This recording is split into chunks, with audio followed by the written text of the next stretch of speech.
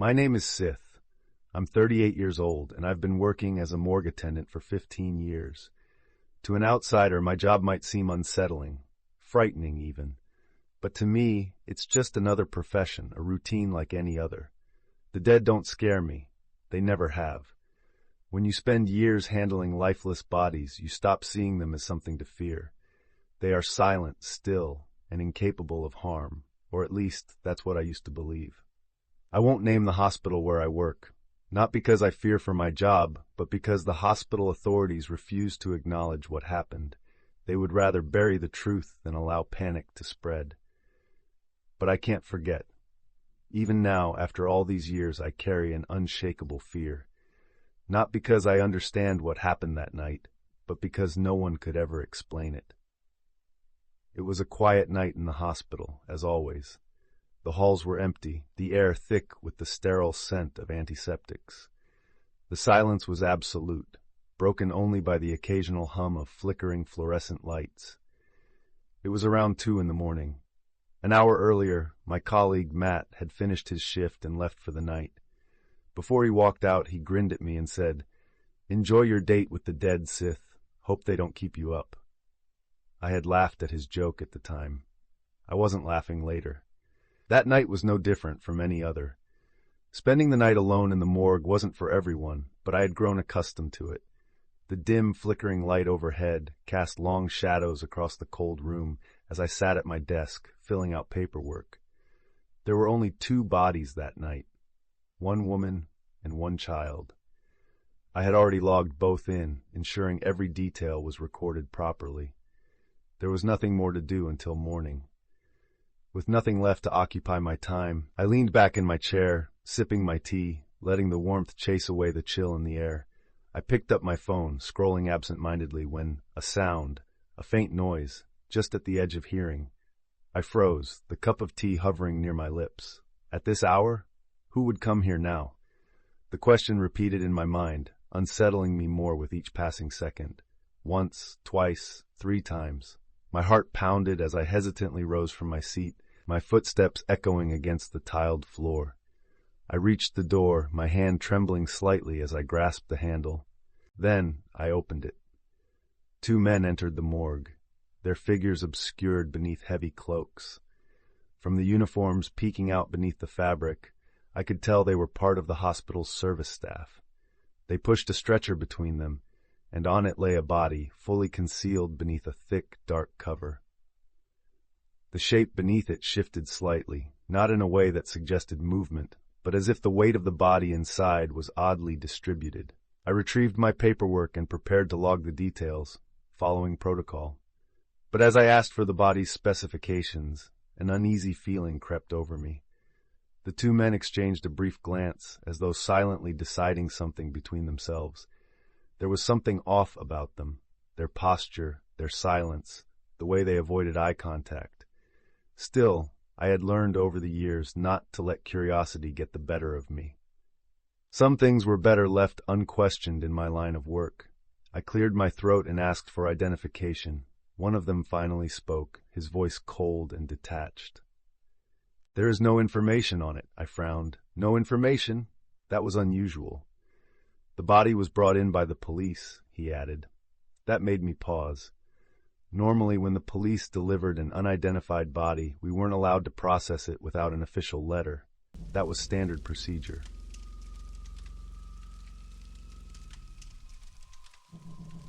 Something wasn't right.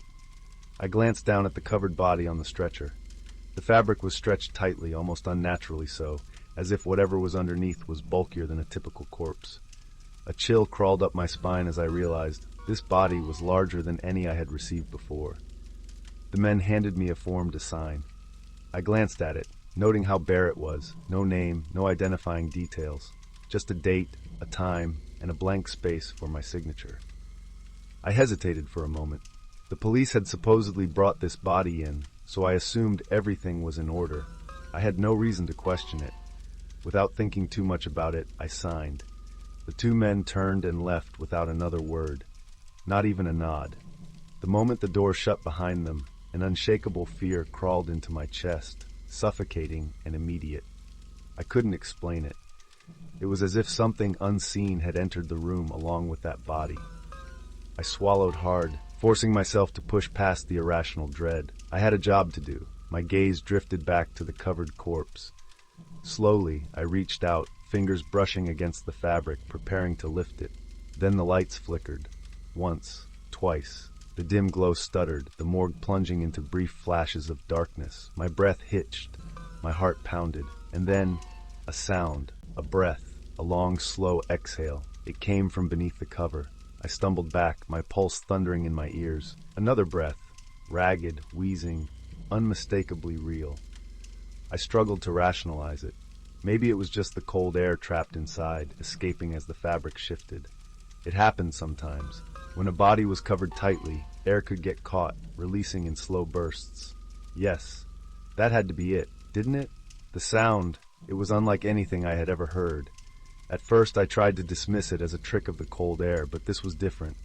It was rhythmic, unnatural, like a slow inhale and exhale, as if whatever was inside the cover was still breathing. My hand hovered over the fabric, hesitation gripping me like a vice.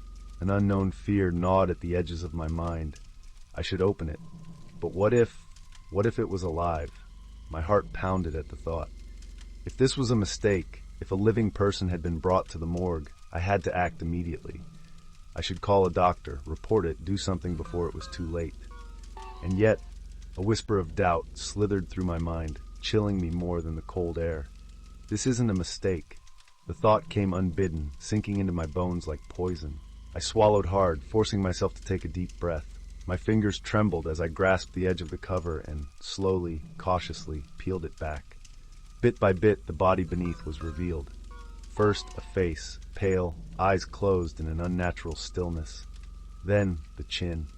And finally, a broad, rigid throat, the skin cold and stiff beneath the dim light. It was a man, around 40 years old.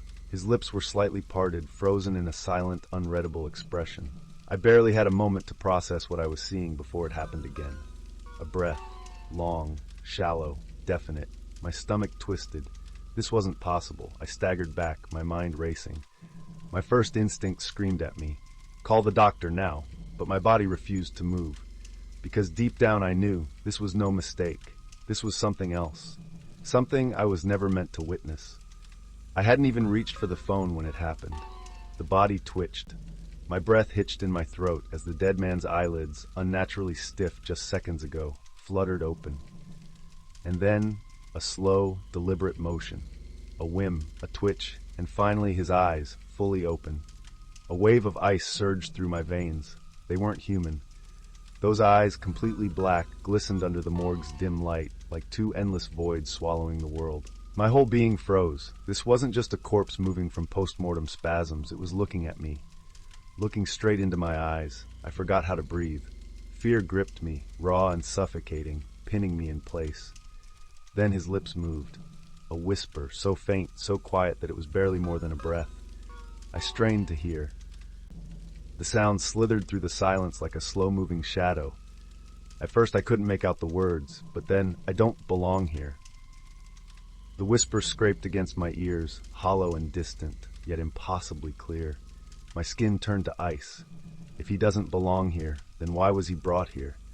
My stomach twisted with dread. Then the silence shattered. A knock at the morgue door. I gasped. My colleague, Matt. He had to be back. I had to get to him, tell him, make sure I wasn't losing my mind. But before I could take a step, the lights went out. Absolute darkness. The room swallowed me whole. My eyes adjusted to nothing. There was no flickering emergency light. No sliver of moonlight from the high window. Just a void. A nothingness so complete it felt as though existence itself had been erased. I couldn't see. I couldn't move. And worst of all, I wasn't alone. I felt something ticking.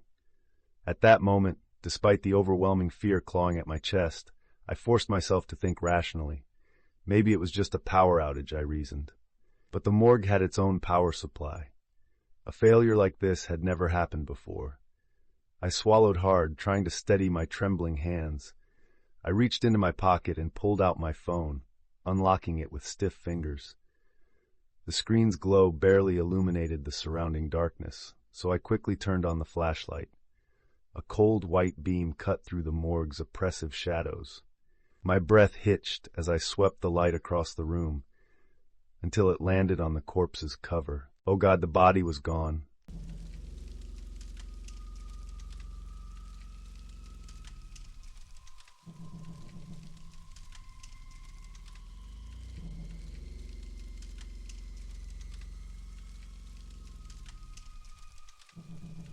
The gurney lay empty, the sheet draped over it, still creased from where the corpse had been only moments ago.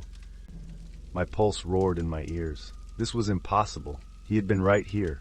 I had seen him. I had heard him. I took a slow step forward, unwilling to believe my own eyes. Maybe, just maybe, I had imagined everything.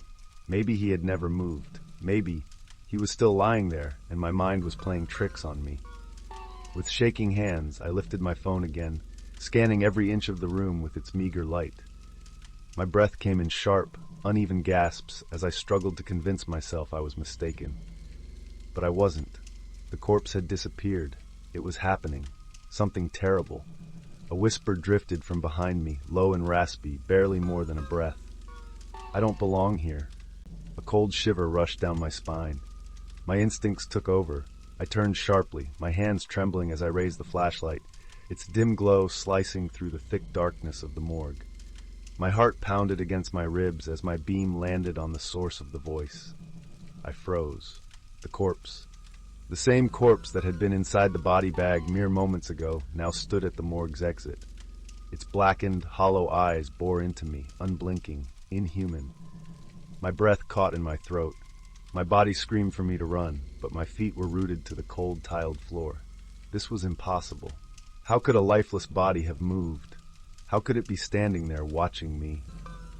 My fingers tightened around the flashlight, knuckles whitening. The corpse remained still, its face eerily expressionless, yet there was something disturbingly aware in the way it looked at me. Then its fingers twitched. Slowly, deliberately, it raised its left hand. The skin was bruised, mottled with deep purple, and streaked with blood. My stomach churned at the sight, but what made my breath hitch was the realization that there was something else. Behind it, on the wall, a handprint, smudged in deep wet crimson. The shape was unmistakable. I gasped. That mark. It hadn't been there before. The room closed in around me, the air thick and suffocating. My thoughts raced. Had this man really been dead, or had he been something else entirely, something that should never have been brought here? 15 years working in this place, I had seen death in all its forms, but never had I felt death staring back at me. But the most important question was, when he said, "I don't belong here," what did he mean? How could the dead even know where they belonged?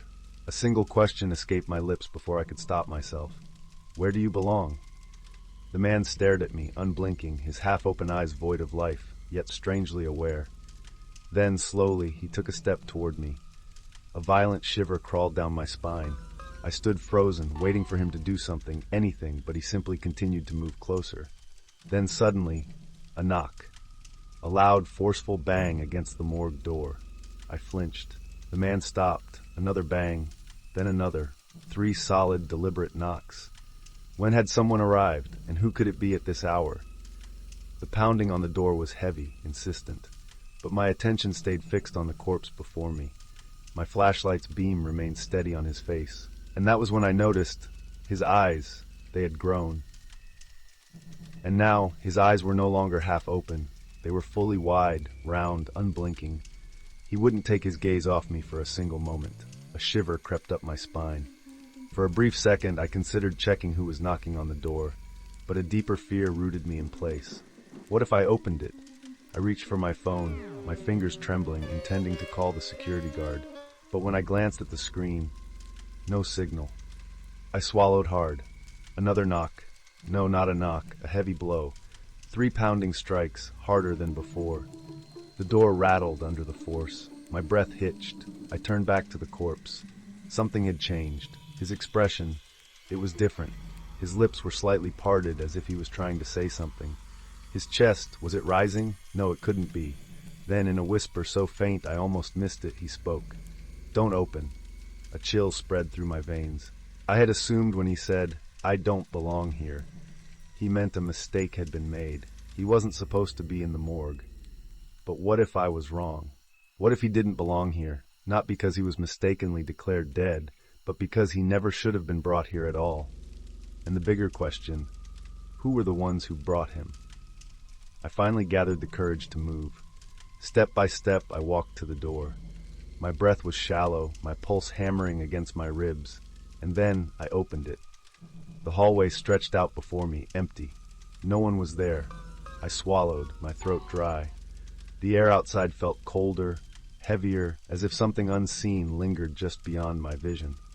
Still, I forced myself to step forward, just enough to glance both ways.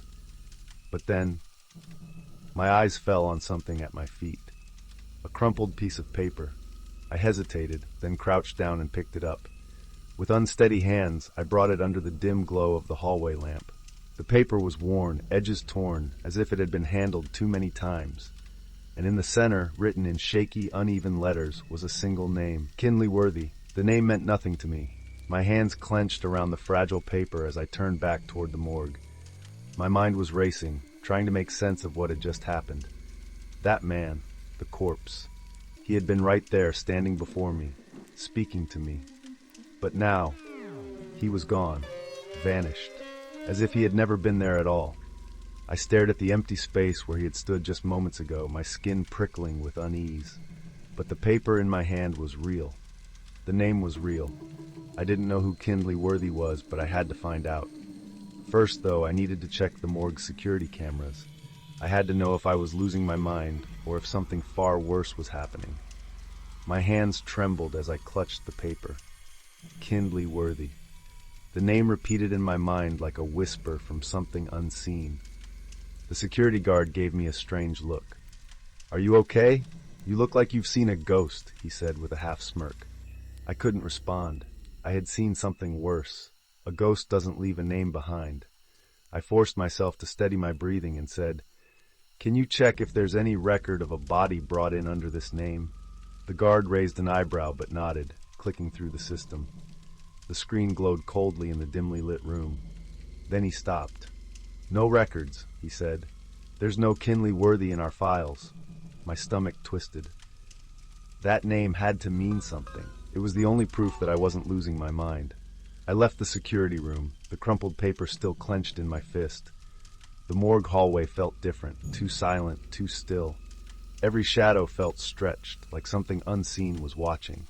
Then, a sound, a whisper, a breath. I turned sharply, my heart hammering. The lights above me flickered once, then twice. And then, at the far end of the corridor, something moved, a shape, a figure. Standing in the dim light, it was him. I saw him coming toward me. His footsteps twisted in space as he moved closer. Slowly, he raised his hand and pointed toward the wall. I followed his gesture, my breath hitching. There was something there, a door, but there was no door in the morgue. There never had been. I turned back to him, but his lips didn't move. Yet I heard his voice. "You're a man too. You can't come back." A cold dread coiled around my spine. I bolted for the door, yanking at the handle. Locked. I pounded my fists against it. "Let me out!" No answer. I slammed my shoulder into the wood again and again. My breath was ragged, my vision blurring. Then, someone shook me. I gasped, my eyes snapping open. Matt stood over me, his face etched with concern. "What happened? Why were you sleeping? You wouldn't wake up." I sat up, my body trembling. You didn't see anyone?" His brow furrowed. "See who?" I told him everything. The man, the door, the voice. He sighed, shaking his head. "You must have dozed off and had a nightmare." I wanted to believe him, but when I turned toward the freezers, my stomach dropped. The same black cadaver bag. The zipper was open, the body was gone. I felt my throat tighten, my skin went cold. "Come look for yourself," I whispered. Matt hesitated, then stepped closer. "There has to be an explanation." But we both knew there wasn't. My voice barely made it past my lips. "Maybe. The ghost of that dead guy is still here." Matt swallowed hard. "Don't say that. You're leaving now, but I'm alone here. I have the night shift this week." I grabbed my things. "I'm not coming at night, ever again."